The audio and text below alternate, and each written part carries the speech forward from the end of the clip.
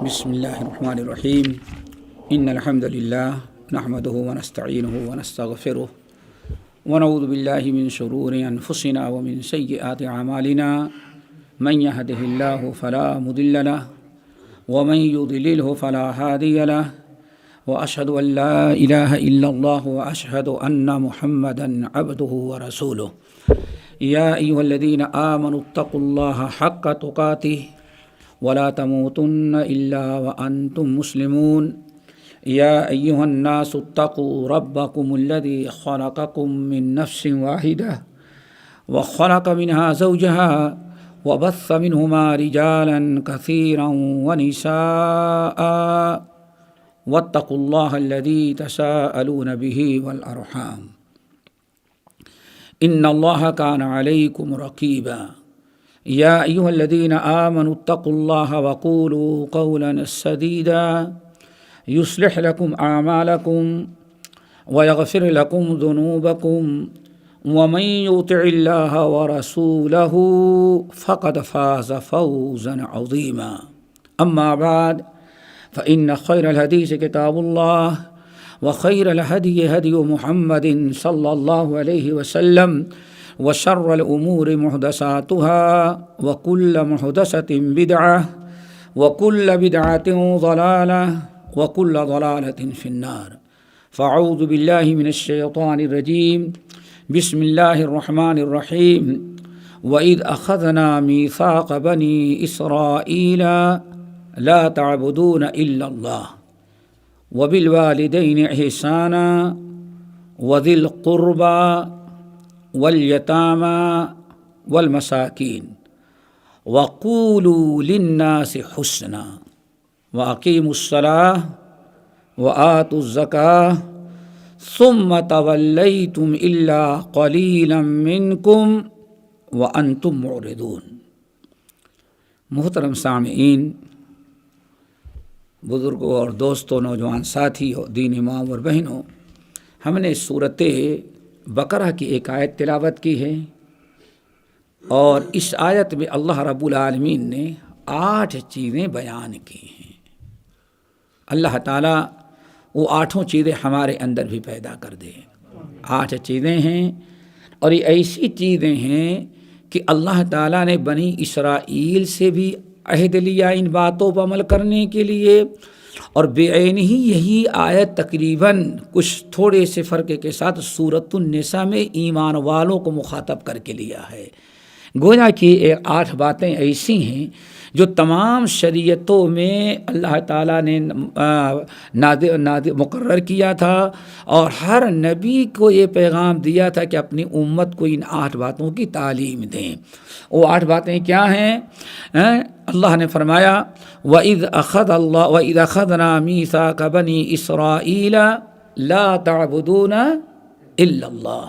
سب سے پہلا وعدہ یہ تھا کہ اللہ کے علاوہ کسی اور کی عبادت نہ کرنا۔ قیامت تک آنے والے مومنوں کا یہ فریضہ تھا کہ صرف توحید پر قائم رہتے ہوئے صرف اللہ رب العالمین کی عبادت کرتے۔ لیکن افسوس صد افسوس، آج مسلمانوں نے پتہ نہیں جانور، پتہ نہیں زندے مردے کتنے لوگوں کی عبادت شروع کر دیا۔ وہ دین جس سے توحید پھیلی جہاں میں رہا شرک باقی، نہ وہم و گما میں ہوا جلوگر حق زمین و زماں میں، وہ بدلا گیا آ کے ہندوستان میں۔ ہندوستان پہنچتے پہنچتے ہم نے اسلام کو کچھ اور بنا دیا۔ اللہ تعالیٰ ہمیں خالص توحید قبول کرنے، اور اگر اللہ نے دے دیا ہے تو مرتے دم تک اس پر قائم رہنے کی توفیق نصیب فرمائے۔ دوسری چیز وَبِالْوَالِدَيْنِ إِحْسَانًا، اور اللہ نے حکم دیا کہ تم اپنے والدین کے ساتھ احسان کرنا، بھلائی کرنا۔ یہاں ذرا غور کرو، قرآن پاک میں اللہ رب العالمین نے یہ پہلی آیت ہے جہاں والدین کی اطاعت و فرما برداری اور والدین کے ساتھ حسن سلوک کا حکم دیا ہے، اور پورے قرآن پاک میں کئی مقامات پر اللہ تعالیٰ نے ماں باپ اور والدین کی خدمت، ان کے ساتھ حسن سلوک کرنے کا حکم دیا ہے۔ اور حیرت کی بات یہ ہے کہ اللہ رب العالمین نے ایک ہی آیت میں توحید کا بھی حکم دیا، نماز جیسے فریضے اور زکوٰۃ جیسے اہم رکن کا حکم دیا، لیکن توحید بیان کر دینے کے بعد فوراً اللہ نے ماں باپ کے ساتھ حسن احسان و سلوک کا تذکرہ کیا، اس کے بعد روزے نماز کو بیان کیا۔ غور کرو، وَإِذْ أَخَذْنَا مِيثَاقَ بَنِي إِسْرَائِيلَ لَا تَعْبُدُونَ إِلَّا اللَّهَ، ایک اللہ کی عبادت، وَبِالْوَالِدَيْنِ احسانًا۔ کیوں؟ دو چیزیں ہیں ساتھیوں۔ پہلی چیز تو یہ ہے، پہلی وجہ یہ ہے کہ اللہ تعالیٰ بندوں کو اولاد کو ماں باپ کی خدمت اور ان کے ساتھ حسن سلوک کی اہمیت اور عظمت بیان کرنا چاہتے ہیں۔ چیز کبھی کتنی بھی چھوٹی ہو، لیکن اس کو جب بڑی چیز سے جوڑ دیا جاتا ہے تو چھوٹی چیز بہت ہی بڑی بن جاتی ہے۔ یہ ہے اللہ رب العالمین نے، عربی کا ایک نظام ہے، کیا اردو ہر معاشرے میں چھوٹی کتنی بھی چیز ہو، لیکن جہاں بڑے سے جوڑ دی گئی، دنیا کی، گاؤں کی، شہر کی سب سے کنڈم، سب سے نیچ اور تھرڈ کلاس کی عورت ہو، اگر راجا اور مہاراجا بادشاہ سے شادی ہو گئی تو مہارانی بن جاتی ہے ایک ہی دن میں۔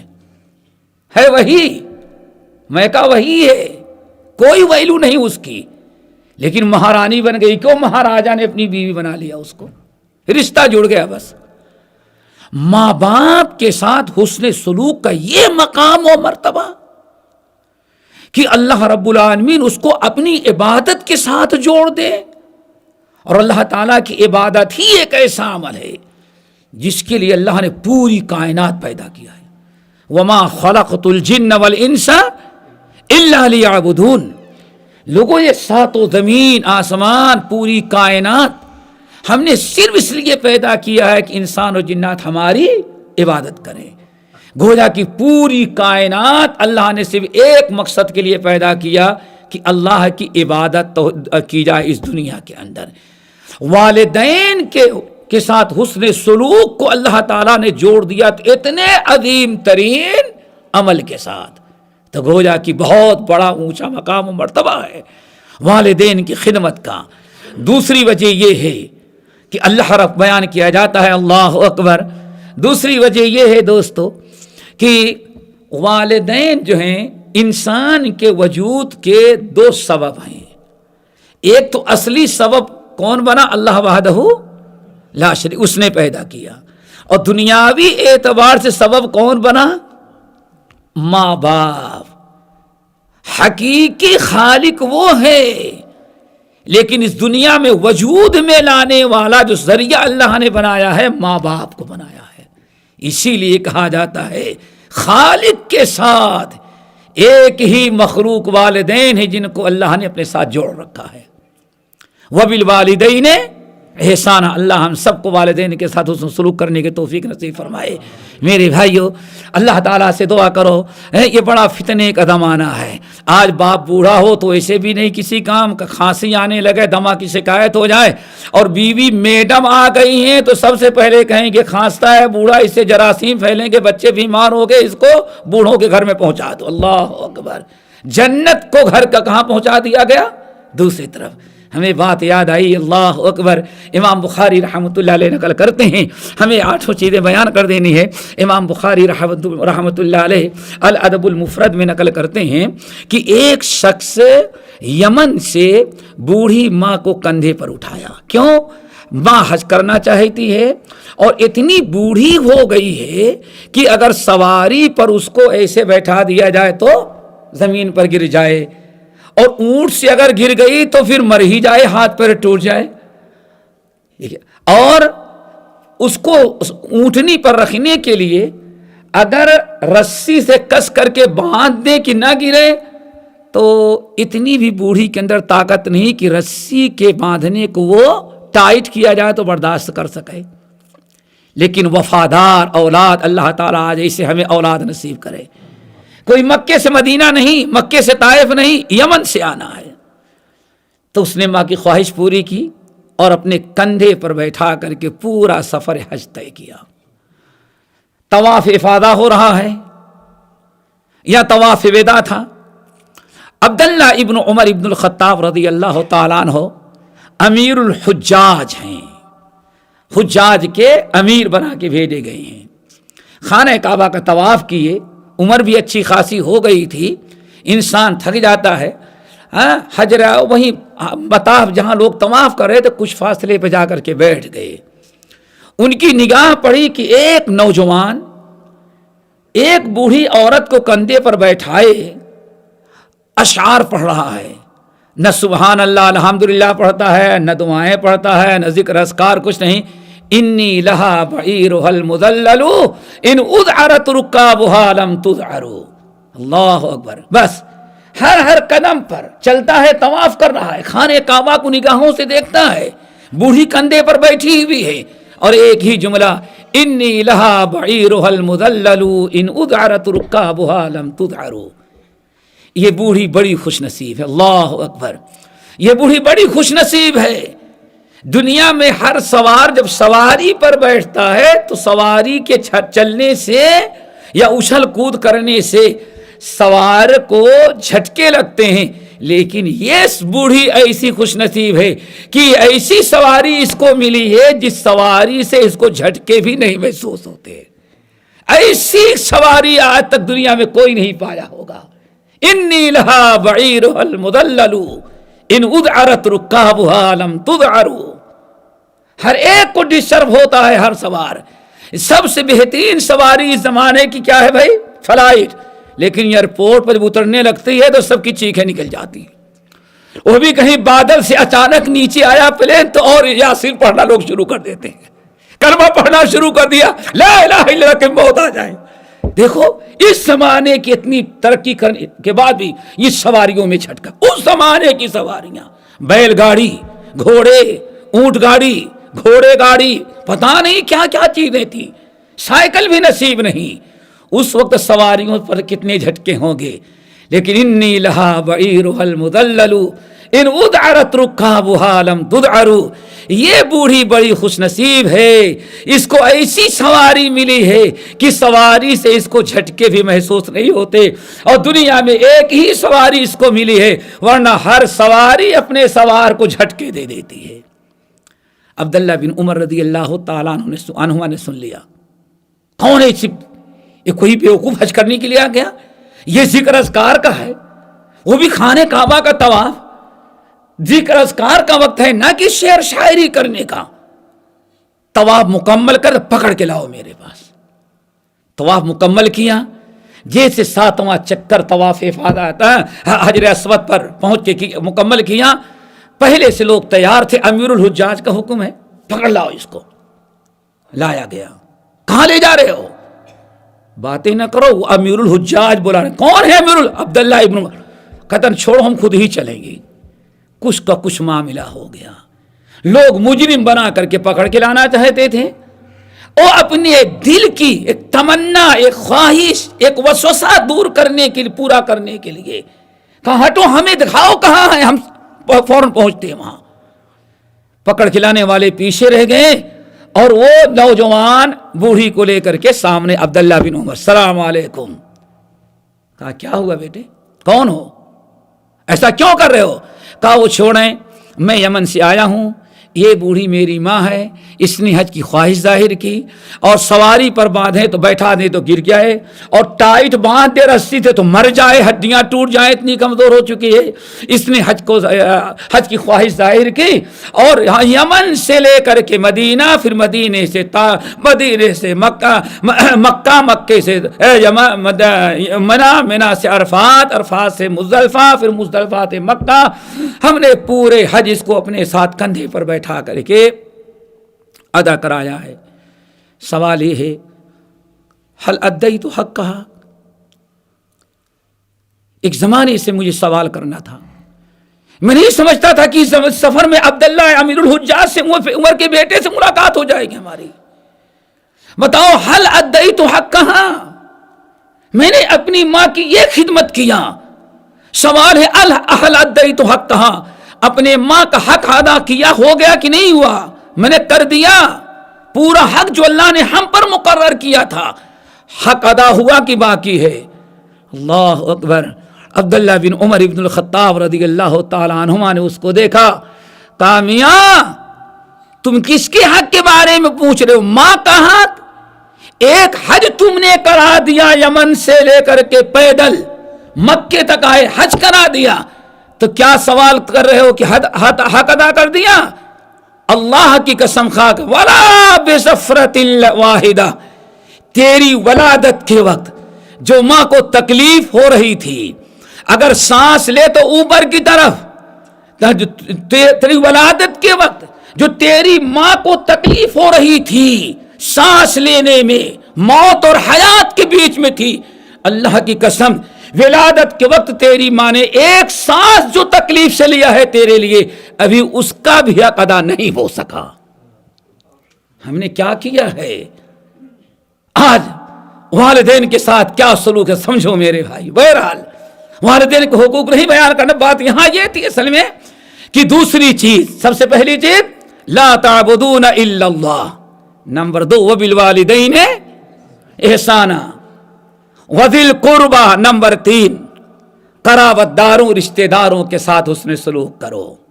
اللہ تعالی ہمیں رشتہ داروں کے ساتھ صلہ رحمی کرنے کی توفیق نصیب فرمائے. دنیا بھی فائدے میں اور آخرت بھی, یہی کیا کم ہے. صحابہ کرام کی ایک بڑی جماعت سے مروی ہے, آپ نے فرمایا من سرہ ان یبسط لہ فی رزقہ وینسا لہ فی اثرہ, اگر تیسرے تم میں سے اگر کوئی شخص چاہتا ہے کہ اس کی آمدنی میں اللہ برکتوں کا دروازہ کھول دے, اس کی تجارت, اس کے کاروبار میں اللہ تعالیٰ برکتیں نازل کرے, اور اللہ اس کی عمر کو اضافہ کرے, تو آنے فرمایا اس کا بس ایک ہی راستہ ہے, کیا؟ فلیصل رحمہ, رشتہ داروں کے ساتھ صلہ رحمی کرو. دنیا اور آخرت دونوں جہاں کی کامیابی اور ہر قسم کی برکتوں کا سبب اللہ نے کیا بنایا ہے؟ قرابت داروں کے ساتھ حسن سلوک. لیکن ایک بات یاد رکھنا, رشتہ داروں کے ساتھ صلہ رحمی جو جس صلہ رحمی کا حکم اس قرآن نے دیا ہے, جس صلہ رحمی کا حکم آخری نبی محمد صلی اللہ علیہ وسلم نے دیا ہے, جو صلہ رحمی آپ لے کر کے آئے تھے, وہ صلہ رحمی یہ نہیں ہے کہ جو بھائی آپ کا آپ سے ملا رہے آپ بھی اس سے ملا رہیں, اور جو آپ سے ذرا ناراض ہو جائے تو 1 میٹر ناراض ہوا تو آپ 1 کلومیٹر اس سے دور ہو جائیں.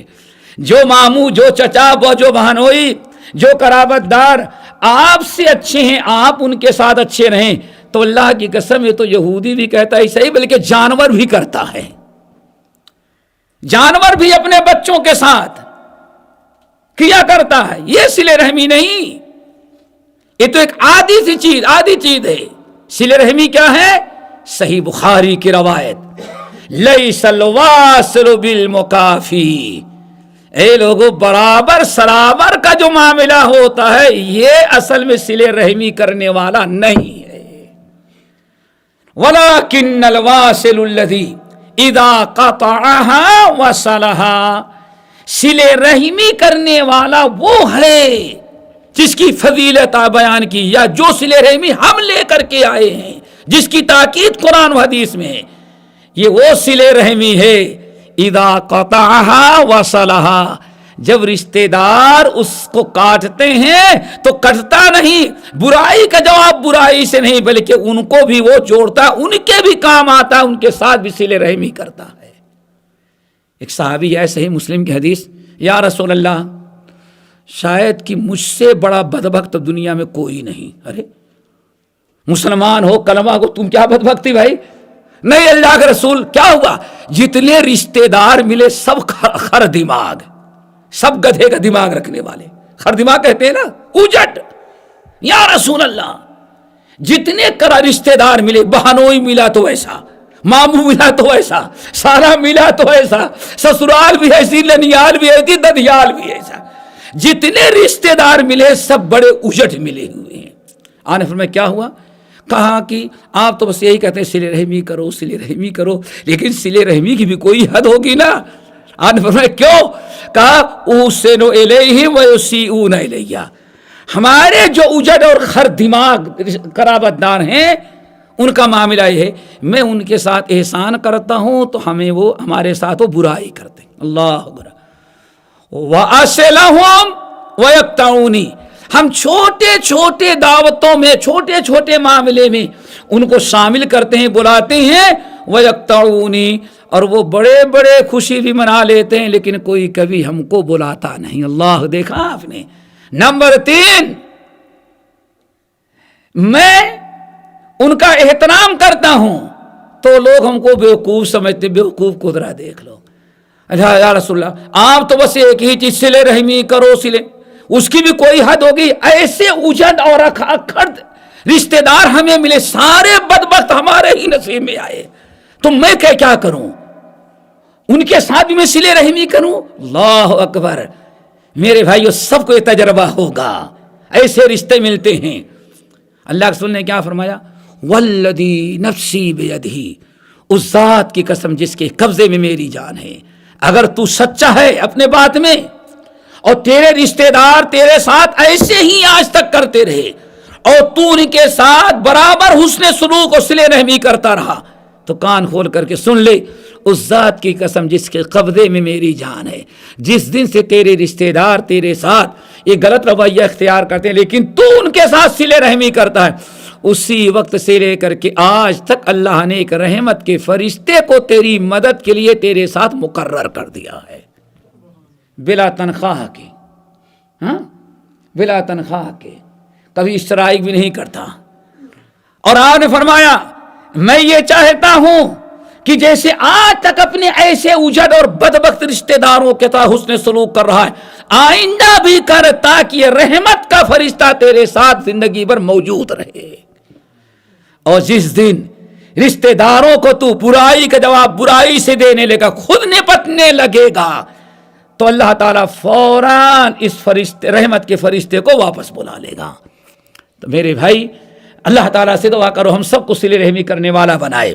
نمبر 3، والیتاما، یتیموں کے ساتھ، یتیموں کے ساتھ حسن سلوک ہونا چاہیے، ان کی عزت ہونی چاہیے۔ بڑے فوائد ہیں، بڑے حقوق ہیں قرآن پاک میں، سورۃ النساء، سورۃ آل عمران، سورۃ یتیم کے بڑے مقام و مرتبے ہیں۔ بلکہ نبی علیہ السلام نے تو ارشاد فرمایا، اللہ اکبر، ایک صحابی آئے دوڑے ہوئے، یا رسول اللہ میرا دل بڑا سخت ہو گیا، ہم کیا کریں؟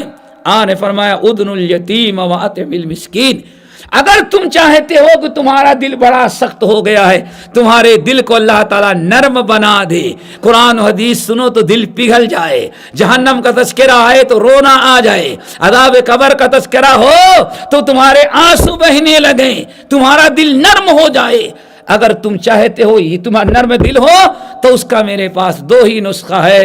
نمبر 1، ادن الیتیم واطعم المسکین، ہمیشہ یتیم کو اپنے قریب رکھو اور مسکین کو کھانا کھلاؤ، یتیم اور مسکین کے ساتھ احسان کرو، یلن قلبک، اگر یتیم اور مسکین کے ساتھ تو احسان کرے گا، یتیم کے سر پر شفقت کی اور محبت کا ہاتھ رکھے گا، تو اس سے اللہ تعالیٰ تیرے دل کو موم بنا دے گا، نرم بنا دے گا۔ لیکن آج یہ چیز دور ہو گئی تو ہمارا دل اتنا سخت ہو گیا کہ مولوی صاحب پورے جہنم کا بیان کر دیں تو کیا کہیں گے؟ مولوی صاحب صرف ڈراتے ہیں، خوشخبری نہیں سناتے۔ ابھی بھی قصوروار مولوی ہی رہا، کیوں؟ وہ حوروں کا تذکرہ کرتا تو بڑے خوش ہو جاتے۔ ہاں، اللہ اکبر۔ میرے بھائیو، اللہ تعالیٰ کا ڈر ہمارے اندر ہونا چاہیے اور دل ہمارا نرم ہو، اور نرم ہونے کا سبب اللہ رسول نے کیا بیان فرمایا ہے؟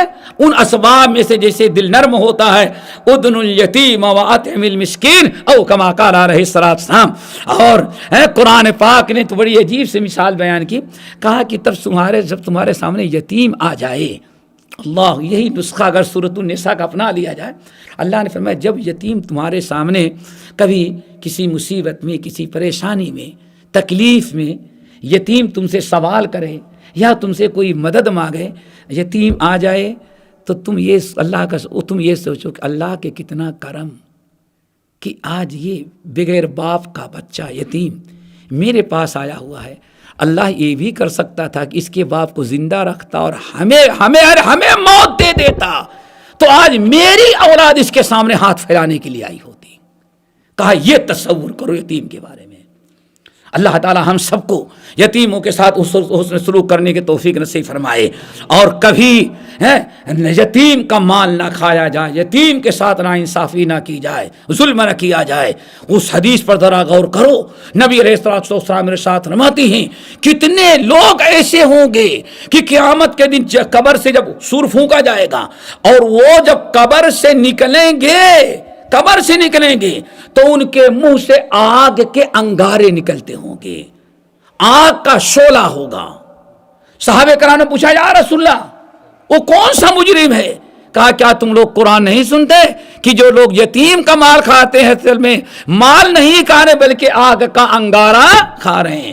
انہوں نے دنیا میں آگ کھائی تھی، قبر سے قیامت کے دن قبر سے اٹھتے ہیں تو جو آگ کھائی تھی وہی آگ ان کے منہ سے نکل رہی ہے۔ اللہ تعالیٰ اس عذاب سے بچائے۔ نمبر 4 والمساکین، کس کے ساتھ بھلائی کرو؟ مسکین، حاجت مند۔ نمبر 6 کی 5 نمبر 5 وَقُولُوا لِلنَّاسِ حُسْنًا، وَقُولُوا لِلنَّاسِ حُسْنًا، اے لوگو ہم تم سے عہد لے رہے ہیں، وَقُولُوا لِلنَّاسِ حُسْنًا، ہمیشہ لوگوں سے کہنا تو اچھی بات کہنا۔ اچھی بات کہنے کا 2 معنی بتایا گیا۔ ایک معنی تو یہ ہے کہ ہمیشہ سچی بات، توحید کی بات بتانا، شرک کی دعوت کبھی نہیں دینا، ہمیشہ سنت کی دعوت دینا، پیچھے سے ہمیشہ سنت کی دعوت دینا، بدعات کی دعوت نہ دینا، حق کی دعوت دینا، خبردار کبھی باطل کی دعوت نہیں دینا۔ کہیں عدل و انصاف کا معاملہ ہے تو عدل و انصاف کی بات کرنا، نا انصافی کی بات نہیں کرنا، لیکن عدل و انصاف کے لیے تحریک انصاف نہیں چلانا۔ کہ عدل و انصاف کہتے کہتے خود عدل و انصاف سے ہٹ جائے انسان، وہ نہیں کرنا۔ عدل و انصاف کے ساتھ قائم رہنا، حق گوئی سے کام لینا۔ آگے دوسرا معنی کیا ہے؟ ہمیشہ لوگوں سے بات کرنا تو ایسی بات کرنا جو گالی گلوچ کی نہ ہو، ایسی بات کرنا جو چبھنے والی نہ ہو، دل شکنی کرنے والی نہ ہو۔ ہمیشہ بات کرنا تو نرمی سے کرنا اور میٹھی بات کرنا، جیسے کہ حدیث کے اندر آتا ہے، اللہ اکبر، صحابہ اکرام کی ایک بڑی جماعت ہے، پوری ایک جماعت ہے جنہوں نے روایت کیا۔ ایک دن نبی علیہ السلام جمعے کا خطبہ دے رہے تھے، اور خطبہ دیتے ہوئے آپ نے خطبے میں ارشاد فرمایا، اے لوگو ان فی الجنت غرفا یرا ظاہرها من باطنها وباطنها من ظاہرها، اے لوگو جنت میں اللہ نے بہت سارے ایسے محل تیار کر رکھے ہیں، وہ اتنے خوبصورت ہیں کہ یرا ظاہرها من باطنها وباطنها من ظاہرها، اگر اندر ہے تو 10 گنا دنیا کی 10 گنا برابر جو جنت ہوگی اس محل میں گیا تو بغیر سیٹلائٹ اور کیمرے کے بیٹھا پوری 10 گنا دنیا کے برابر جنت کا نظارہ کرتا ہوگا، کوئی چیز اس کی ڈھکی چھپی نہیں ہوگی۔ اور کبھی اگر چلا گیا ہے گھومنے کے لیے اور اپنی جنت کے بالکل آخری کنارے چلا گیا تو وہاں فرماتے ہیں وَبَاطِنُهَا من ظاہرها، وہ دور چلا گیا ہے پلٹ کر کے دیکھے گا تو جنت کے اس کے سارے حور و غلمان ایسے ہی نظر آئیں گے جیسے اندر سے دیکھا کرتا تھا۔ بڑا عالیشان عمر فاروق سن کے بس مسکرا رہے ہیں، صدیق اکبر بھی، عثمان علی بھی، سارے لوگ، لیکن ایک بدو تھا وہ صبر نہ کر سکا۔ بدو سمجھتے ہیں نا؟ ہاں، کس کو کہتے ہیں بدو؟ اس کو کہتے ہیں کہ میں مسجد میں بیٹھا ہوا تھا، آیا نماز پڑھنے کے لیے، سمجھ گئے نا؟ امام میں بھی مسجد میں داخل ہوا، امامت ہو رہی ہے، آیا اور پہلے تو لنگی اٹھایا اور کہا یا امام ان اللہ مع الصابرین، میں وضو کرنے جا رہا ہوں، جب تک وضو کر کے نہ آؤں سمی اللہ لمن حمدہ نہیں کہنا۔ یہ ہے بدو، اس زمانے کی بات بتا رہا ہوں، اس کو کہا جاتا ہے بدو۔ لنگی پوری اٹھایا ہوا ہے، سمجھ گیا نا، اور جا رہا ہے، گائے گا حمام، استنجا کرے گا، وضو کرے گا، پھر اندر آئے تب تک امام کہاں رہے؟ رکوع میں۔ اور آیت کیا پڑھتا سنا تھا؟ ان اللہ، ہم باہر رہیں گے لیکن اللہ تمہارے ساتھ۔ یہ ہے بدو۔ اللہ اکبر۔ سارے لوگ خاموش ہو گئے، بدو صبر نہ کر سکا۔ لمن ہی یا رسول اللہ، اللہ رسول آپ بار بار حدیث بیان کریں، لیکن یہ تو بتائیں کہ کس کے لیے ہے؟ وہ سوچ رہا تھا کس کے لیے؟ لمن ہی یا رسول اللہ، اللہ رسول اتنے عالی شان محل کس کے لیے بتائیں؟ آپ نے فرمایا لمن الان الکلام۔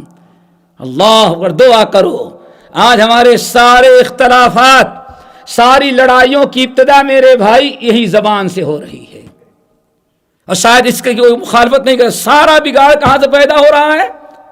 زبان سے۔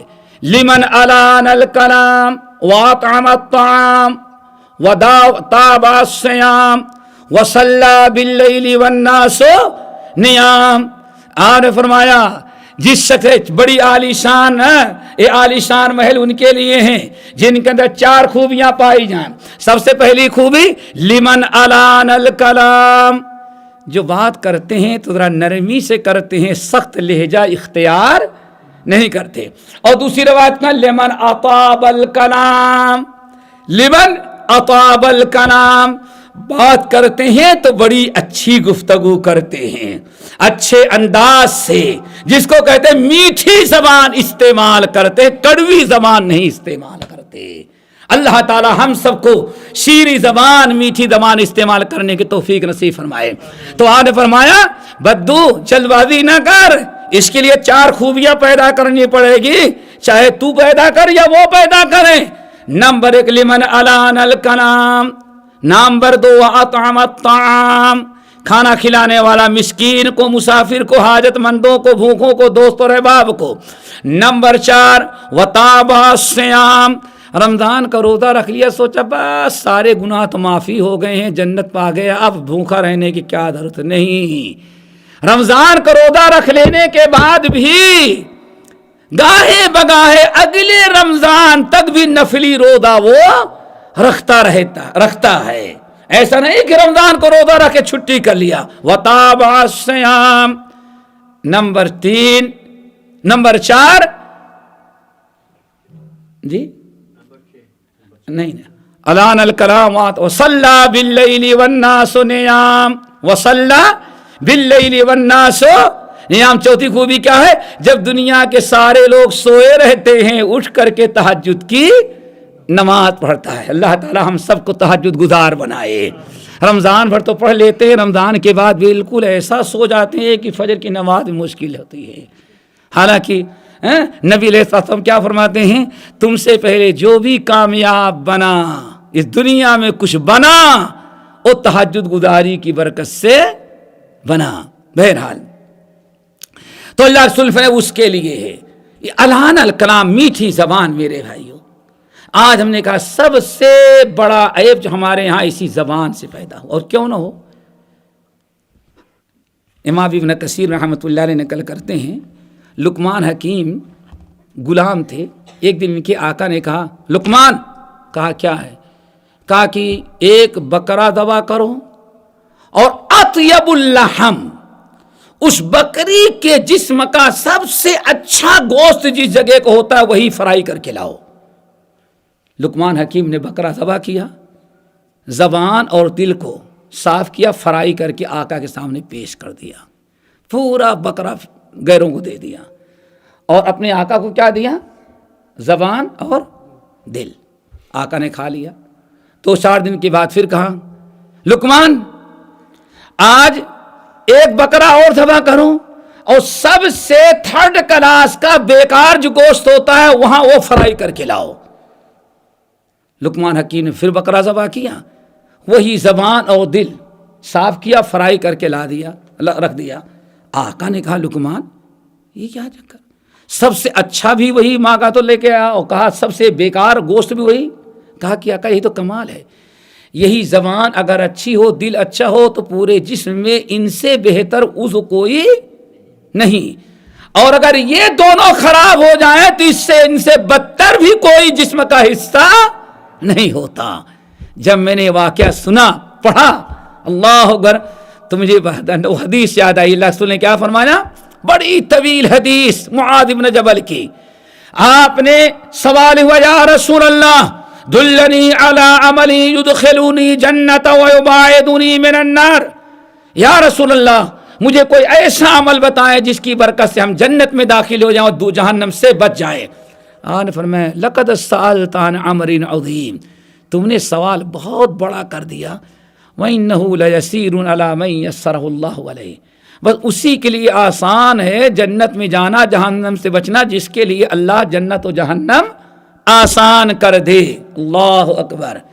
کہا کہ آپ نے فرمایا ارکان 5, جہاد, روزہ, نماز, تہجد, بیداری, ساری چیزیں بیان کر دیا. بڑی طویل حدیث, سارے فرائض اور واجبات, حقوق اللہ, حقوق العباد سے جتنے متعلق تھے سب کچھ بیان کرنے کے بعد فرمایا الا ادلک بملاک ذلک کلک, یہ تیری توحید, تیری اتباع سنت, یہ جہاد فی سبیل اللہ, یہ 5 وقتہ نماز, یہ تہجد گزاری, یہ رمضان کے روزے اور عرفات اور عاشوراء, یہ ایام 20 کے سارے روزے, یہ تلاوت قرآن, یہ ساری چیزیں کب تجھے جنت میں داخل کریں گے, وہ جہنم سے کب بچائیں گے بتاؤں؟ صحابہ کرام نے کہا بلا یا رسول اللہ. آپ نے اپنی زبان مبارک نکالی اور اس پر انگلی رکھا, فرمایا کف علیک ھذا, یہ زبان اگر درست رہے گی تو ساری چیزیں جو ہم نے بتایا جہنم سے بچانے والی, جنت میں داخل کرنے والی, ساری چیزیں کام آئیں گی. اگر یہ بگڑ خراب ہو گئی تو جتنی چیزیں ہم نے بیان کیا پھر کوئی تجھے جہنم سے بچا نہیں سکتی. حضرت معاذ بن جبل اور ان کے ساتھ اور جو لوگ تھے بھڑک اٹھے, یا رسول اللہ اِنَّا لَمُؤَاخَذُونَ بِمَا نَتَكَلَّمُ بِهِ, آپ کیا بیان کر رہے ہیں؟ اس منہ سے جو نکلا اللہ اس پر ہمارے مواخذہ کرے گا, ہماری پکڑ ہوگی. آپ نے فرمایا معاذ سکلت کا امک یا معاذ, معاذ تمہاری ماں تجھ کو غائب کرے, کیا تجھے معلوم نہیں ہے هل يكب الناس على مناخرهم يوم القيامة الا حصائد السنتهم. معاذ سن لینا, اکثر لوگ جن سے اللہ اتنا ناراض ہوگا کہ جہنم میں قیامت کی حشر کے میدان میں پہلے ان کو اونھے منہ لٹائے گا, پھر فرشتوں کو حکم دے گا اس حشر کے میدان سے اسے اونھا منہ لٹا کر کے اس کی ٹانگیں پکڑ کر کے گھسیٹو, جہنم میں لے جا کے داخل کر دو. معاذ ان میں اکثر لوگ وہی ہوں گے جو اپنی زبان کی حفاظت نہیں کیے ہوں گے. میرے بھائیو زبان کی حفاظت کرو. نبی علیہ السلام کے بعد ایک صحابی آئے, ابو شریح حانی بن یزید رضی اللہ تعالیٰ عنہ, بڑی طویل حدیث, بڑا واقعہ ان کا. امام بخاری رحمۃ اللہ علیہ الادب المفرد میں نقل کرتے ہیں یا رسول اللہ دلنی علی عملی یدخلنی الجنہ, مجھے وہ عمل بتائیں جو ہمیں جنت میں داخل کر دے. آپ نے فرمایا اطب الکلام واطعم الطعام, بس 2 ہی راستہ ہے میاں, جنت میں جانا ہے تو زبان اچھی استعمال کر اور مسکینوں کو کھانا کھلا. اور دوسری روایت میں کیا ہے اطب الکلام واطعم الطعام وافش السلام. اگر جنت میں جانا چاہتا ہے تو 3 عمل کرنا پڑے گا. ایک تو زبان میٹھی استعمال کر, نمبر 2 مسکین کو کھانا کھلا، نمبر 3 وافش السلام، سلام کو خوب عام کر دو، پہچان غیر پہچان کے جو بھی نظر آئے سب پر السلام علیکم کر۔ اللہ یہ تینوں عمل ہمیں کرنے کی توفیق نصیب فرمائے۔ یہ نرم زبانی، اچھی زبان استعمال کرنا جو دل کو موہ لینے والی ہو، چبھتی ہوئی طنز والی بات، جلانے والی، ایک دوسرے کو ایذا و تکلیف پہنچانے والی زبان استعمال کرنا، یاد رکھنا یہ ایمان میں خلل اور نقص پیدا کر دینے والا ہے۔ صحیح بخاری کی روایت نبی علیہ السلام ارشاد فرماتے ہیں لا یؤمن المسلم من سلم المسلمون من لسانہ و یدہ، اے لوگوں مسلمان تو اس وقت ہوتا ہے جب اس کی زبان اس کے ہاتھ سے سارے مسلمان ہاتھ و زبان کے شر سے محفوظ ہو۔ اور حیرت کی بات تو یہ ہے حضرت فضالہ بن عبید البدری الانصاری بدری صحابی ہیں، یہ کہتے ہیں نبی علیہ السلام حجۃ الوداع ہے، منی کا میدان ہے، اونٹنی پر آپ سوار ہیں، لاکھوں کی تعداد 1,40,000 کا مجمع ہے، اور اونٹنی پر کھڑے ہو کر کے، اونٹنی پر بیٹھ کر کے آپ سارے حاجیوں سے خطاب کر رہے ہیں الا اخبرکم بالمؤمن، اے مسلمانوں حاجیوں اب ذرا سوچو کتنے بڑے مسلمان تھے، صحابی ہیں، مہاجر ہیں، مجاہد ہیں، حاجی ہیں، عمرہ کرنے والے ہیں، حرمت والا مہینہ ہے، حج کی حالت میں ہے، میدان منی ہے، اس کے باوجود آپ نے خطاب کیا کیا الا اخبرکم بالمسلم، اے دنیا کے آئے ہوئے حاجیوں تم نے جہاد بھی کیا، تم نے ہجرت بھی کیا، تم نے 5 وقتہ نماز کی پابندی بھی کی، حج اور عمرہ بھی کیا، سارے اعمال تو تو نے کر لیا ہے، لیکن بتاؤں کہ مسلمان کب بنو گے؟ اللہ اکبر، یہ ہے میرے بھائی زبان۔ الا اخبرکم بالمسلم، بتاؤں کہ مسلمان کب ہوتا ہے آدمی؟ فضالہ بن عبید الانصاری رضی اللہ تعالیٰ عنہ کہتے ہیں صحابہ نے کہا بلا یا رسول اللہ، آپ نے فرمایا المسلم من سلم المسلمون من لسانہ و یدہ، صرف ہجرت، جہاد، روزے، نماز سے مسلمان نہیں ہوتا، ان تمام نیکیوں کے ساتھ مسلمان اس وقت آدمی بنتا ہے جب اپنی زبان اور ہاتھ کے شر سے ایمان والوں کو محفوظ رکھتا ہو۔ پھر آپ نے دوسرا سوال کیا الا اخبرکم بالمومن، میں بتاؤں کہ مومن کب بنو گے؟ بھلا یا رسول اللہ، آنے فرم مومن اس وقت بنو گے جب دنیا کے سارے لوگ اپنی جان اور مال کو تجھ سے محفوظ سمجھ رہے ہوں۔ اگر تیرے ظلم سے کوئی اپنی جان، اپنی مال، عزت کا خوف کرتا ہے تو یاد رکھنا پھر مومن نہیں بن سکتے۔ تیسرا سوال آپ نے کہ جو بڑا اہم تھا الا اخبرکم بالمہاجر، میں بتاؤں کہ مہاجر ہجرت تو تم نے کیا، کوئی یمن سے ہجرت کیا ہے، کوئی طائف سے ہجرت کیا ہے، کوئی مکے سے ہجرت کر کے مدینہ آیا ہے، یہ ہجرت تو ہو گئی ہے، لیکن اس سے بھی بڑی ہجرت اصلی جو ہے بتاؤں انا اخبرکم بالمہاجر، میں بتاؤں کہ مہاجر کون ہوتا ہے؟ بھلا یا رسول اللہ، آپ نے فرمایا المہاجر من حجر الذنوب والخطایا، یا اللہ رسول نے ارشاد فرمایا سب اصلی مہاجر تو ہے جو گناہوں کو چھوڑ کر کے گناہوں کو چھوڑ کر کے نیکیاں کیا کرتا ہے۔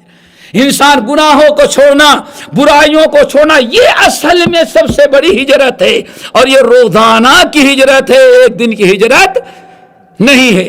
پھر آپ نے فرمایا الا اخبرکم بالمجاہد، میں تم لوگوں کو بتاؤں کہ مجاہد کب ہوتا ہے؟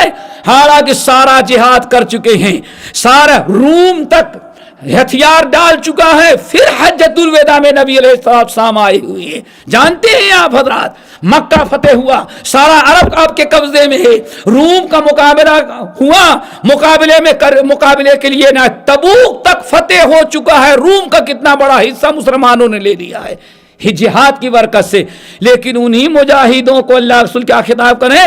بتاؤں کہ مجاہد کب بنو گے؟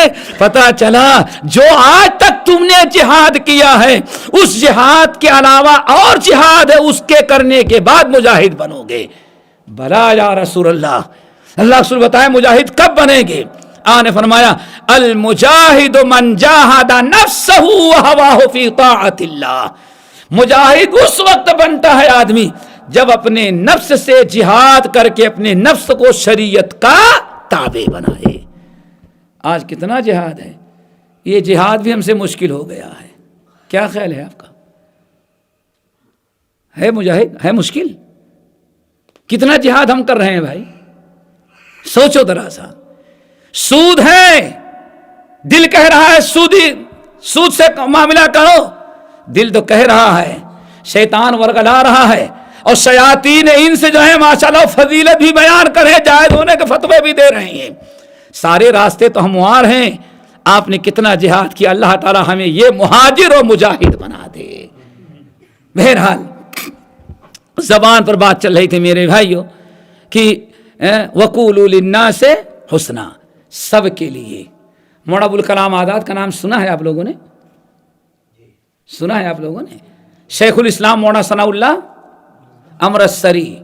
مولانا ابوالکلام آزاد جب انگریزوں کے خلاف تحریر لکھ رہے تھے تو اس کے لیے انہوں نے کئی پرچے نکالتے تھے. اس میں ایک عربی میں, ایک اردو میں, ایک انگلش میں. عربی والے پرچے میں ذرا ان کو جنون سوار ہوا مولانا ابوالکلام آزاد کو. جتنے مسلمان نوجوان انگریزوں سے متاثر ہو کر کے شلوار قمیض چھوڑ کر کے پینٹ اور پتلون اور پتہ نہیں کیا کہتے ہیں, اوپر والے کیا کہتے ہیں, شرٹ, ہاں پڑھتے ہیں, اتنا انہوں نے لکھا کہ معلوم پڑا کہ بہرحال یہ انگریزی کی اولاد بن گئے, مسلمانوں کی اولاد نے خوب پھٹکارا. وہ ہم یہ تھی چونکہ انگریزوں کے بڑے سخت مخالف تھے وہ. بہرحال تو لکھنے کو تو لکھ ڈالا بہت زیادہ. شیخ الاسلام مولانا ثناء اللہ امرتسری رحمۃ اللہ بڑے حکیم تھے اور بہت ہی وہ یعنی نباز تھے. انہوں نے مولانا ابوالکلام آزاد کے پاس ایک لیٹر لکھا, وہ لیٹر آج تک چھپا ہوا ہے. کہا مولانا آپ کی انگریز دشمنی کی ہم داد دیتے ہیں, اللہ آپ کو جزائے خیر دے, لیکن آپ نے قرآن پڑھا ہوگا, موسیٰ سے بڑا آپ دائی نہیں ہیں اور فرعون سے بڑا کوئی کافر نہیں. یہ مولانا امرتسری کا انداز تھا نہ دکھتی رگ. کیسا پوائنٹس ٹو پوائنٹس, کیسی بات. کہا دیکھو جن کو آپ نے لیٹر لکھا ہے ہیں تو کلمہ گو, موسیٰ سے بڑے آپ دائی نہیں, اور یہ نوجوان جو پین پڑھنے والے ہیں فرعون سے بڑے کافر نہیں. لیکن اللہ رب العالمین نے موسیٰ اور ہارون علیہ السلام کو جب فرعون کے پاس دعوت توحید لے کر کے بھیجا تو کہا فَقُولَا لَهُ قَوْلًا لَيِّنًا لَعَلَّهُ يَتَذَكَّرُ أَوْ يَخْشَىٰ. ہمارے نبی موسیٰ اور ہارون فرعون کے پاس جاؤ, لیکن بات ذرا نرمی سے کرنا, شاید کی نرم گفتگو سے متاثر ہو کے سوچے اور سمجھے. اللہ اکبر. کہا کہ اللہ تعالیٰ نے موسیٰ اور ہارون کو تو کہا نرم زبان استعمال کرے. فرعون اور بہرحال آپ موسیٰ سے بڑے دائی نہیں اور بچے ہمارے جو ہے مسلمان فرعون سے بڑے برے نہیں, تو آپ نے یہ زبان ان کے لیے جو استعمال کیا, یہ اسلوب کسی بھی صورت سے درست نہیں ہے. اللہ اکبر. اسی پر بات دو جملے میں ایک آیت نوٹ کیا, 2-3 جملے لکھے اور پورے 10 صفحے کا مضمون جو ہے جواب ہو گیا. فَقُولَا لَهُ قَوْلًا لَيِّنًا لَعَلَّهُ يَتَذَكَّرُ وَيَخْشَىٰ.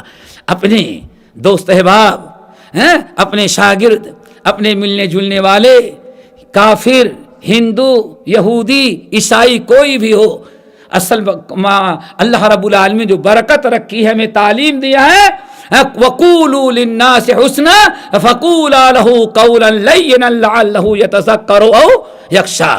اور سب سے زیادہ یاد رکھو, سب سے زیادہ نرم میٹھی شیریں گفتگو جو استعمال کرنا ہے وہ والدین کے لیے.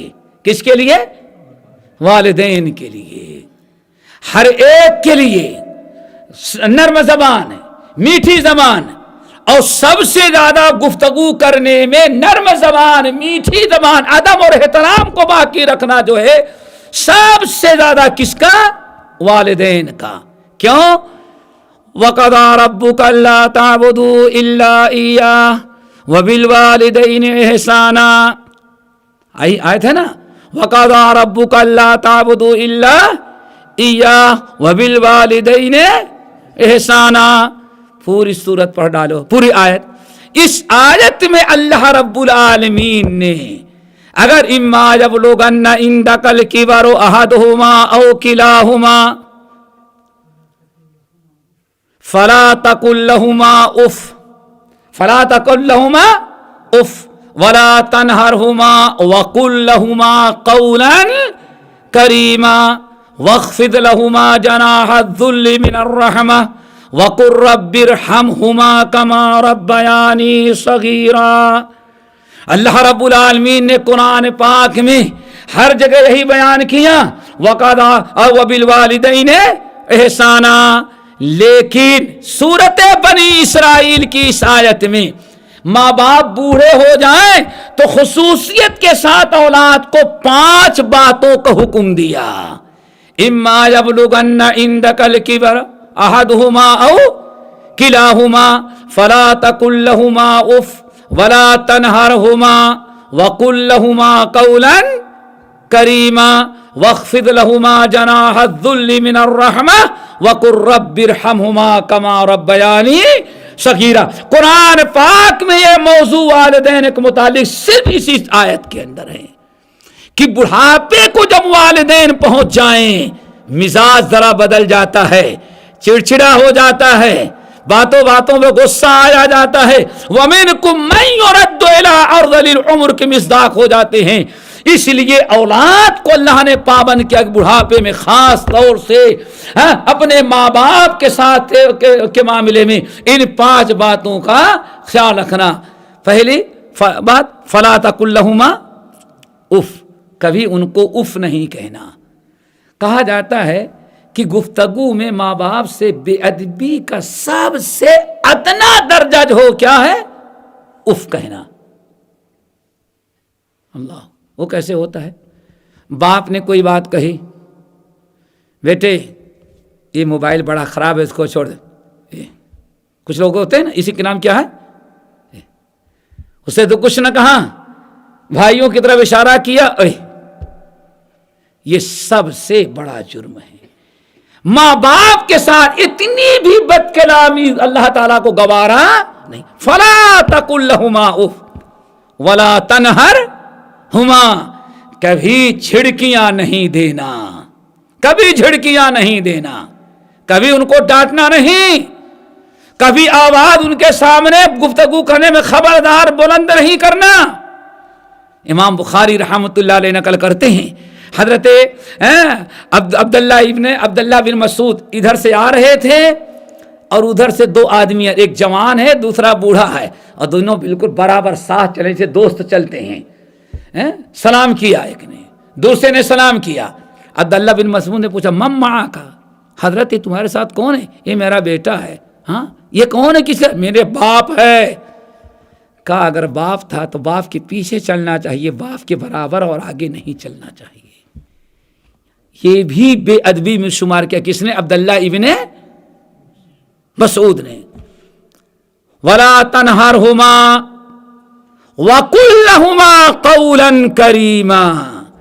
ہمیشہ ان سے بات کرنا تو عزت والی قول کریم، عزت والی بات کرنا. اور عزت والی بات کیسے؟ ایک مثال دیتے ہیں. اگر کسی نے آپ سے پوچھا آپ کے والد کے بارے میں کون ہے؟ یہ میرا باپ ہے. کوئی غلط تو نہیں کیا؟ غلط کہا ہے تو باپ. یہ میری ماں کا شوہر ہے، غلط تو نہیں کہا، 100% صحیح کہا نا. لیکن باپ بھی تھپڑ مارے گا اور ماں سن لے تو جوتی اتار کے مارے گی. ہاں، اور یہ بھی کہ بھائی یہ میرے والد محترم ہیں. بات تینوں ایک ہی چیز ہے. آپ یہی ثابت کرتے ہاں آپ کا والد ہے، لیکن باپ کہہ دیے یہ بھی بے ادبی، ماں کا شوہر ہے یہ بھی بے ادبی. تو ایک ہی چیز بظاہر اس کو کئی انداز سے آپ ادا کر سکتے ہیں، لیکن وَقُلْ لَهُمَا قَوْلًا كَرِيمًا، جو عزت والا لفظ ہو وہ استعمال کرو، بے ادبی والا گستاخی والے الفاظ استعمال نہ کرو. اللہ تعالی ہمیں والدین کا ادب و احترام کرنے کی توفیق نصیب فرمائے. وَقُلْ لَهُمَا قَوْلًا كَرِيمًا وَاخْفِضْ لَهُمَا جَنَاحَ الذُّلِّ مِنَ الرَّحْمَةِ. اور بڑھاپے میں رحمت کا، شفقت کا، محبت کا بازو ان کے لیے جھکا رکھنا. اور سب سے بڑی چیز کیا ہے؟ دعا کرتے رہنا. وَقُلْ رَبِّ ارْحَمْهُمَا كَمَا رَبَّيَانِي صغیرہ. اے اللہ بچپنے میں جیسے ہمارے ماں باپ نے ہمارا خیال کیا تھا، ہماری پرورش کی تھی، اللہ بڑھاپے میں ہم تو کرتے ہی ہیں. اللہ آپ سے دعا بھی کرتے ہیں کہ میرے والدین کو بڑھاپے میں ویسے ہی ان کی دیکھ بھال کر جیسے ہم بچپنے میں ہماری دیکھ بھال کیا تھا. اللہ تعالی ہمیں ان باتوں پر عمل کرنے کی توفیق نصیب فرمائے. ہمیں حدیث یاد آئی امام بخاری رحمۃ اللہ علیہ نے الادب المفرد میں، امام ابو یعلا نے، امام طبرانی اور امام بہقی نے شعب الایمان میں حضرت عبداللہ ابن عمر ابن الخطاب رضی اللہ تعالیٰ عنہ بیٹھے ہوئے تھے. ایک شخص گزرا، اس نے دیکھا کہ عبداللہ بن عمر بیٹھے ہیں تو پوچھا عبداللہ مجھ سے ایک بہت بڑا گناہ ہو گیا ہے اور میں حرورہ والوں سے ملاقات کیا. انہوں نے کہا کہ تم مرتد ہو گئے. کیا ہو گئے؟ حرورہ والے کون تھے؟ حرورہ والے تھے خارجی. حرورہ ایک جگہ تھی کوفہ میں جہاں انہوں نے اپنا مرکز بنایا تھا. خارجیوں نے سب سے پہلا باطل فرقہ جو ہے مسلمانوں میں وہ کون تھا؟ یہ خارجی. یہ لوگ جو تھے حرورہ میں مرکز بنا تھا، اس لیے ان کو کہا جاتا ہے حروری. تو کہا کہ ان لوگوں سے میں نے پوچھا تو انہوں نے کہا کہ تم تو کافر ہو گئے، گردن تمہاری مار دینی چاہیے. کیوں؟ تم نے گناہ کبیرہ. ان کا عقیدہ یہ ہے کہ گناہ کبیرہ جس کو وہ سمجھ لے گناہ کبیرہ کا مرتکب کیا ہو جاتا ہے؟ کافر. اور یہی وہ گروہ ہے جس نے سب سے پہلے حضرت علی کو کافر قرار دیا اور حضرت علی کی گردن مارنے کی کوشش کی تھی. کون تھے بھائی؟ ہاں؟ اور مسلمان کتنے بڑے؟ جس نے جھوٹ بھی بول دیا وہ بھی اسلام سے خارج.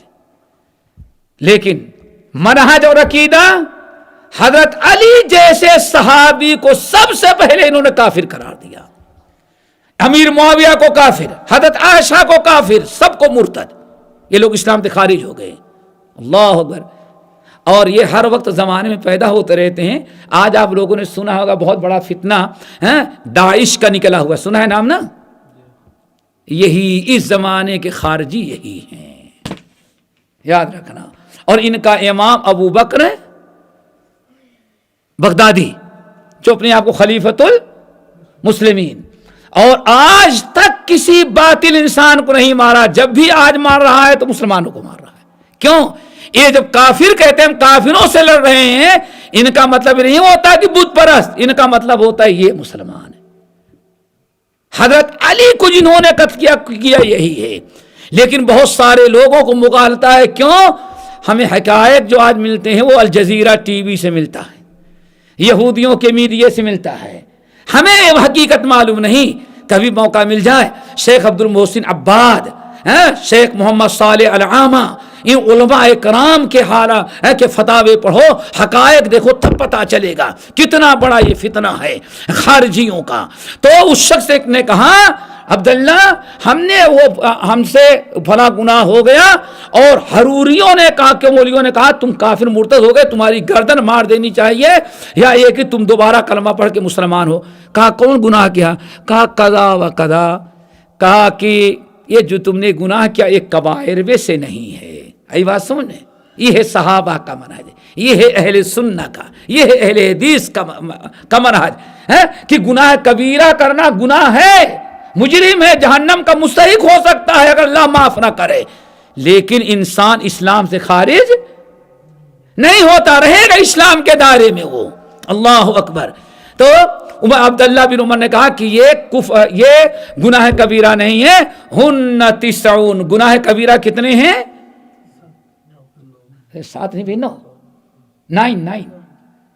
کتنے ہیں؟ 9. 7 والی روایت بخاری مسلم کی ہے بیٹا، یہ الادب المفرد کی.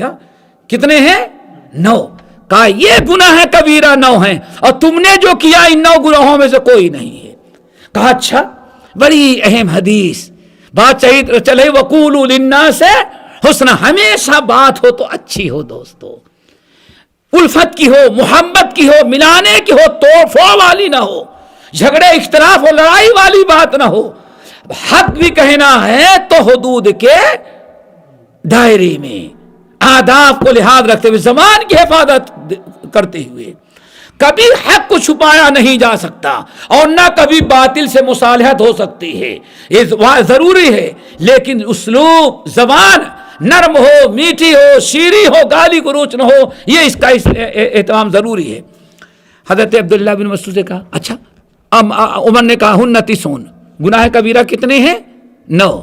اب نوٹ کرتے جائیں اور کتنی خطرناک ہے. نمبر 1 الاشراک باللہ، اللہ تعالیٰ کے ساتھ شرک کرنا، چاہے شرک جلی ہو یا شرک خفی، یا شرک اصغر ہو یا شرک اکبر، شرک ہے.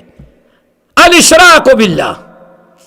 نمبر 2 وقتل النفس، ناحق کسی کو قتل کرنا. نمبر 3 وقذف المحصنات، پاک دامن کو پر بہتان تراشی کرنا. نمبر 4 والفرار من الزحف، جب باطل اہل باطل سے دشمنان اسلام سے جنگ ہو رہی ہو، بزدلی دکھا کر کے کوئی مسلمان بھاگتا ہے تو یہ بھی گناہ کبیرہ ہے. 4 ہو گئے. اللہ الاشراک باللہ، وقتل النفس، وقذف المحصنہ، اور والفرار من الزحف. نمبر 5 اکل الربا، سود کھانا. اور آج کا سود کو حرام سمجھنا ہی مشکل ہو گیا. کھانا کیا ہو تو کہتے ہیں انٹرسٹ کھا رہے ہیں. ہاں، انٹرسٹ کھا رہے ہیں. نمبر 6 وَأَكْلُ مَالِ الْيَتِيمِ، یتیم کا مال کھانا. 9 میں سے 6 ہو گئے، اور یہ سارے اس میں ہیں جو آپ نے بتایا 7 صحیح بخاری کی. اب اس حدیث میں 9 پورا کرنے کے لیے 3 گناہ اور بچے. وہ تینوں کون ہیں؟ ذرا سنیں. وہ تینوں یہ ہیں. نمبر 6 نمبر 7 آپ نے فرمایا اللہ اکبر، وہ گناہ کیا ہے؟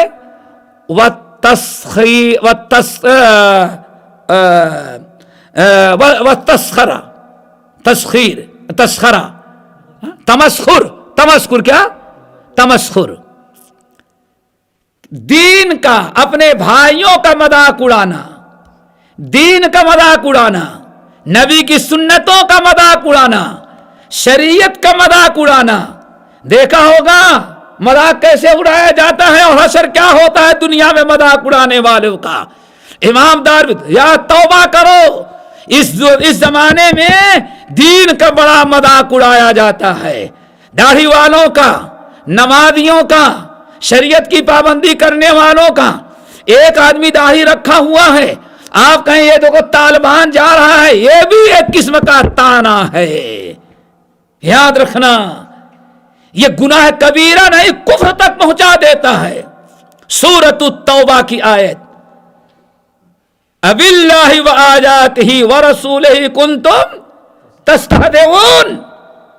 حضرت عبداللہ ابن عمر ابن الخطاب رضی اللہ تعالیٰ عنہما کہتے ہیں کہ کچھ لوگ بیٹھے ہوئے تھے، انہوں نے کہا یہ مولوی لوگ جو ہیں نا، قرہ یعنی نبی علیہ الصلوۃ والسلام زمانے میں جو حفاظ تھے، علماء تھے، کہا کھانے کی باری آتی ہے تو سب سے بڑے پیٹ ان کے بنتے ہیں.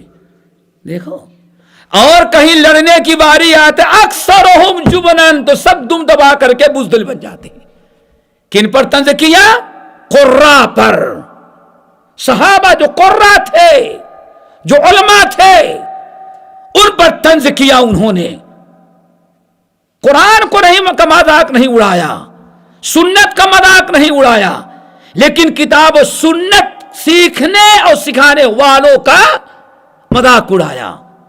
کہنے لگے کہ کھانے کی باری آئے تو اکبرہم بطونن، ان کے پیٹ بڑھ جاتے ہیں، کئی آدمیوں کا حصہ دبا ڈالتے ہیں، بس نہیں ہوتا ان کو. اور لڑنے کی باری آئی تو اکثرہم جبنان، سب سے بڑے بزدل بن جاتے ہیں. کسی نے جا کر کے نبی علیہ السلام کو بتا دیا. اللہ اکبر. نبی علیہ السلام نے ان لوگوں کو بلایا، فوراً جبرائیل امین سورۃ التوبہ کی آیت لے کر کے نازل ہو گئے، جس میں اللہ رب العالمین نے فرمایا اکفرتم بعد ایمانکم، دیکھا آپ نے، اکفرتم بعد ایمانکم، اللہ کے رسول نے فرمایا کہ تم نے کفر کیا۔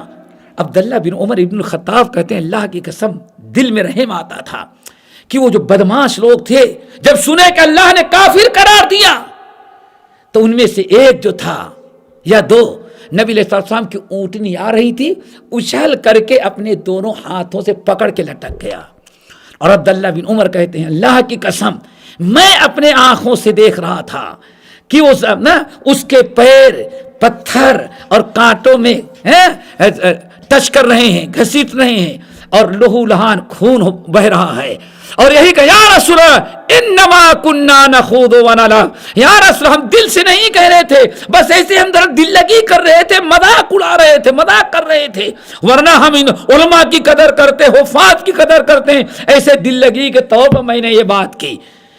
کہتے ہیں کہ وہ لٹکا ہوا ہے اور اس کے پیر زخمی ہو رہے ہیں، نبی علیہ السلام اٹھنی روکتے نہیں، اور وہ رو رو کر کے کہا انما کننا نخوض ونلعب۔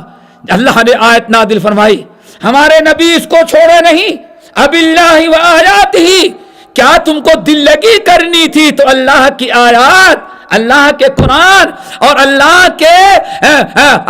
کی آیات، اللہ کی کتاب اور اللہ کے رسول کی باتیں بیان کرنے والے ہی تمہیں دل لگی کے لگے ملے تھے۔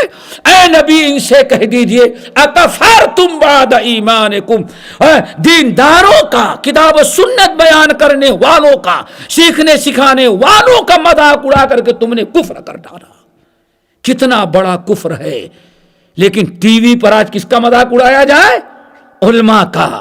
شاعر ہو تو وہ بھی مذاق اڑائے، تاجر وہ مذاق اڑائے، یہ گناہ کبیرہ ہے، اس سے اپنے آپ کو بچاؤ۔ حضرت عبداللہ بن مسعود ابو ہریرہ رضی اللہ تعالیٰ عنہ درس دے رہے، سنن دارمی کی حدیث ہے، سنن دارمی کا واقعہ حدیث درس دے رہے ہیں، بڑے طلبہ بیٹھے ہوئے ہیں، ایک نوجوان قریشی سید ان کو کہتے ہیں نا، قریش کے خاندان سید جو تھا، آیا اپنے چند ساتھیوں کے ساتھ، ریشمی کپڑا پہنا ہوا ہے اور ٹخنے کے نیچے تک اس کی ازار لٹک رہی ہے۔ آیا ابو ہریرہ رضی اللہ تعالیٰ عنہ مدینے میں بیٹھے درس دے رہے ہیں، سینکڑوں طلبہ حدیث سن رہے ہیں، املا کرا رہے ہیں، لکھ رہے ہیں، اور وہ اپنے دوستوں کے ساتھ آیا اور کہتا ہے یا ابا ہریرہ بڑی تم حدیث بیان کرتے ہو، اسمیت شیئن فی حلتی ہذہ، ہم نے جو یہ ریشم کا کپڑا اور لمبی ٹخنے کے نیچے لٹکانے والی ادار پہن رکھی ہے، اس کے بارے میں تم نے نبی سے کچھ سنا؟ اللہ اکبر۔ حضرت ابو ہریرہ نے کہا کہ ہاں سنا ہے، اللہ اکبر، میں نے سنا ہے تمہارے اس ریشمی لباس جو حلیہ تو بنا کر کے آیا ہے، ہم نے نبی سے اس لباس کے بارے میں سنا ہے۔ کہا کیا سنا ہے؟ کہا کہ اللہ کے رسول نے فرمایا جیسے تم آئے ہو نا، تم سے پہلے ایک آدمی ایسے ہی لباس میں تکبر کے ساتھ چل رہا تھا، اللہ نے زمین کو حکم دیا زمین نکل جا فہو یتجلجل الی یوم القیامہ، اور وہ کمبخت قیامت تک زمین میں دھستا ہی آج تک جا رہا ہے۔ اب تو اس کے رونگٹے کھڑے ہو جانے چاہتے نا بھائی، کیا خیال ہے؟ اصلاح کرنا تھا تو اٹھا اور ایسے چل رہا تھا، اللہ اکبر۔ اب مذاق اڑا رہا ہے، ابھی تک گنہگار تھا، سالوں گزر گئے تھے، اللہ نے ظالم کو چھوڑ رکھا تھا، آج حدیث سن لینے کے بعد چلتا ہے مسخرہ کرتے ہوئے۔ کہا وہ اچھا وہ جس کو اللہ نے زمین میں دھسا دیا ایسے ہی چل رہا تھا؟ حضرت ابو ہریرہ کو بڑا غصہ آیا، جب مسخرہ کیا تو سارے شاگرد اٹھے کہ پکڑ کے اس کمبخت کو آج ایسا سبق سکھلائے کہ آئندہ کبھی ایسی جرات نہ کرے۔ امام دارمی مقدمے میں نقل کرتے ہیں کہ وہ نوجوان اٹھے، ابو ہریرہ روک رہے تھے، اتنے میں وہی ادار جو ٹخنے کے نیچے لٹکایا تھا، تکبر کے ساتھ مذاق اڑانے لگا تو ٹانگ میں پھنسا، یہ ٹانگ میں اظہار پھنسی، ایسا بدبخت منہ کے بل گرا کہ ناک ٹوٹ گئی، ہاتھ کے یہ جوڑ سرک گئے، اب اٹھنے کے لائق نہیں، لوگوں نے اٹھایا تو لہو لہان۔ حضرت ابو ہریرہ رضی اللہ تعالیٰ عنہ نے کہا ہمارے شاگردوں خبردار، اس کو ہاتھ نہیں لگانا، اس کو اس کی اصلی حالت پر چھوڑ دو، اس نے مجھے کچھ نہیں کہا، اس نے نبی کا مذاق اڑایا ہے، نبی کی سنت کا مذاق اڑایا ہے۔ اور اللہ نے فرمایا انا کفیناک مستہزئین، اے نبی آپ کا مذاق اڑانے والا جو ہے آپ اس کو چھوڑ دیں، میں اس سے خود نپٹ لوں گا۔ اسلام کا مذاق قطعاً نہیں ہونا چاہیے دوستو، کتنا بدترین چیز ہے۔ نمبر 8، 7 ہو گئے ہاں؟ نمبر 8 وَإِلْحَادٌ فِي الْمَسْجِدِ، وَإِلْحَادٌ فِي الْمَسْجِدِ، مسجد میں بے دینی پھیلانا۔ اللہ اکبر، یہ مسجد ہے، یہ مسجد کے محراب و منبر ہیں، اس کو اللہ تعالیٰ نے ہدایت کے لیے اٹھاؤ۔ سورہ نور مساجد کا کیا مقام و مرتبہ ہے؟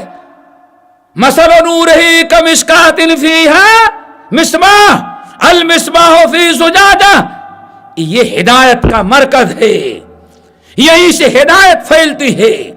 اب اگر کوئی انسان اس منبر کو، اس محراب کو سیاست کا اکھاڑا بنا لے، جھوٹ بولنے لگے، شرک کی دعوت دینے لگے، بدعات کی دعوت دینے لگے، ہم نے اپنے ان کانوں سے سنا ہے منبر کیسے استعمال ہے۔ مسجد عثمان بن عفان کا افتتاح تھا حیدرآباد دکن کے اندر ہندوستان میں، ہم افتتاح کے لیے گئے اور منبر پر بیٹھے، ہم جیسے منبر پر بیٹھے خطبہ دینا چاہا، بادو میں ایک دوسرے فرقے کی مسجد تھی، اس نے اذان دینا شروع کیا، تو میں نے تو اپنی بات روک لی، بھائی اذان دے رہا ہے کیوں دوسری نمازی کو ڈسٹرب ہو، اس کو اتنی بھی غیر شرم نہ آئی۔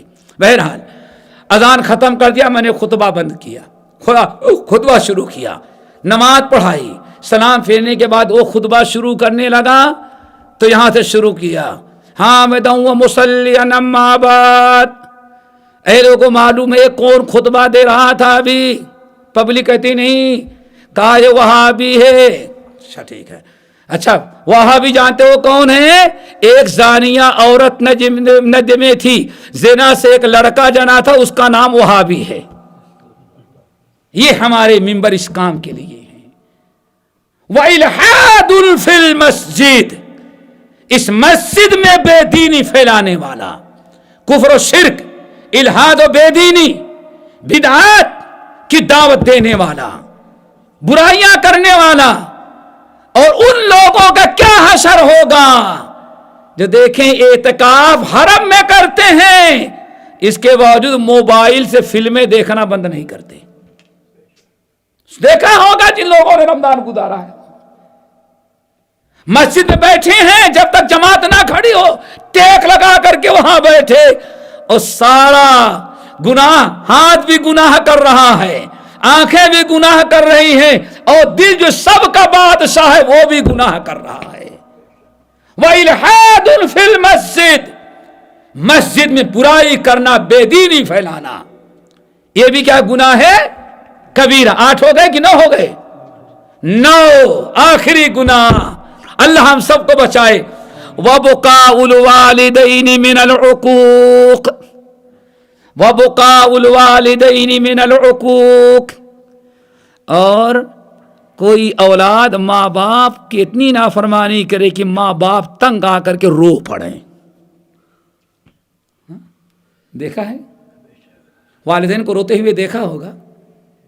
اولاد اتنا تنگ کرے، بیٹی اتنا تنگ کرے، باپ رشتہ ڈھونڈ رہا ہے، ماں جہیز کا سامان تیار کیے ہوئے کر رہی ہے بیچاری کہ اچھا داماد ملے ہمیں، بیٹی کو شادی کر کے فرصت پالیں، لیکن شہزادی نے کہا نہیں، میں نے خود ہی پسند کر لیا ہے فلاں کو، چاہے ہندو ہو، یہودی ہو، کافر ہو، بے دین ہو، لیکن میری چوائس سمجھتے ہو نا؟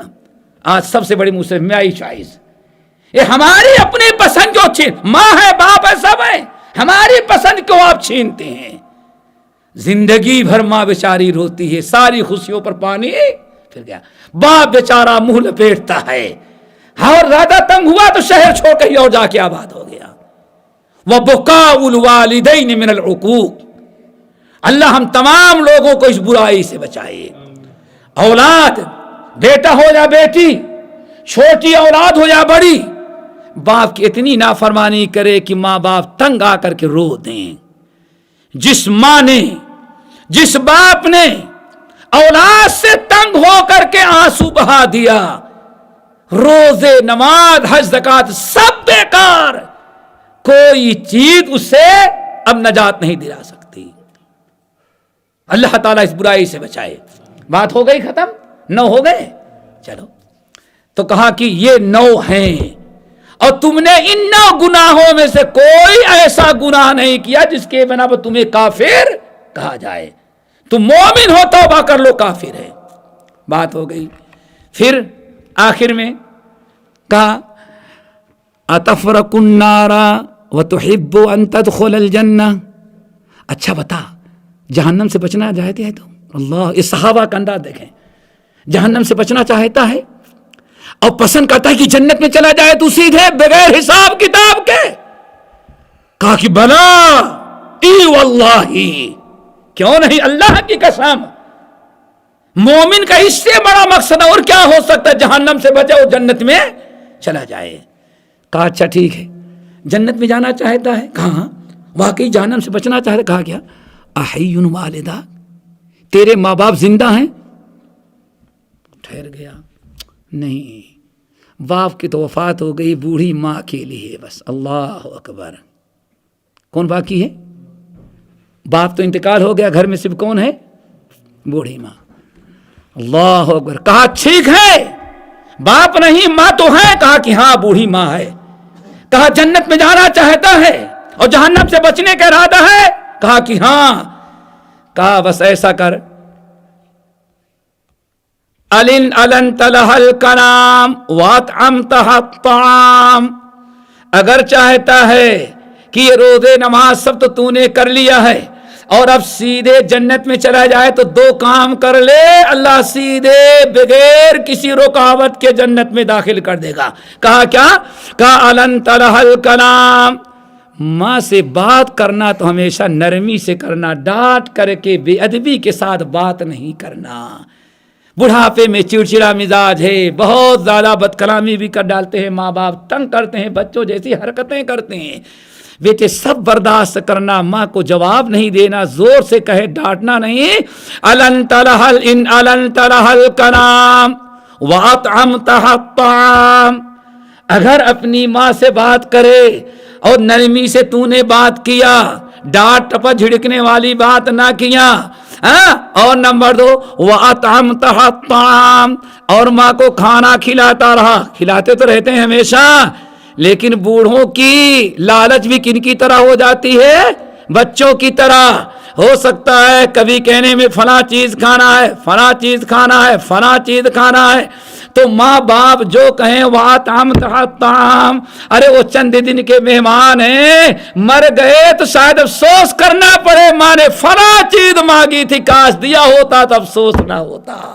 اس لیے ان کی جو خواہش کھانے پینے کی ہو، کھلاتا پلاتا رہنا۔ اس ذات کی قسم کھا کے کہتا ہوں جس نے 7 زمین اور آسمان بنایا اور اس میں ہمیں پیدا کیا ہے، اگر میری دونوں یہ باتیں تو نے مان لیا کہ ماں سے بات کیا تو نرمی اور میٹھی بات کیا، اور ماں نے جو مانگا اس کو کھلا دیا، لَتَدْخُلُنَّ الْجَنَّةَ، تو ضرور بھی ضرور تو جنت میں داخل ہو جائے گا۔ حضرت عبداللہ بن زبیر رضی اللہ تعالیٰ عنہما کے بارے میں آتا ہے، بالکل کھجور کا پھول لگا ہوا، تو سمجھتے ہیں باغبانوں کے لیے پھول ہی، پھول کے بعد پھل آتا ہے، بڑی تمنا ہوتی ہے، تو بڑا قیمتی درخت تھا، سب سے اچھا کھجور کا درخت تھا، اور اس درود اس کو بیچتے تھے تو بڑا مہنگا بکتا تھا، بڑا بڑا عالیشان میٹھا کھجور۔ تو ایک بوڑھی ماں نے کہا بیٹے میرا دل چاہ رہا ہے کہ اس کا پھول توڑ کر کے ذرا سبزی بناتے بیٹے، اس کی سبزی کھانے کا دل کہہ رہا ہے۔